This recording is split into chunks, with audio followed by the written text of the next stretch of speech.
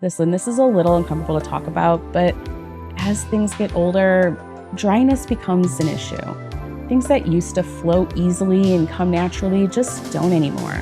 And then you can feel the tension change and the weird grinding noises start, and suddenly it's just not as satisfying as it used to be. Listen, I'm talking about your sewing machine. Girl, she's dry and she's begging for one thing: lubrication.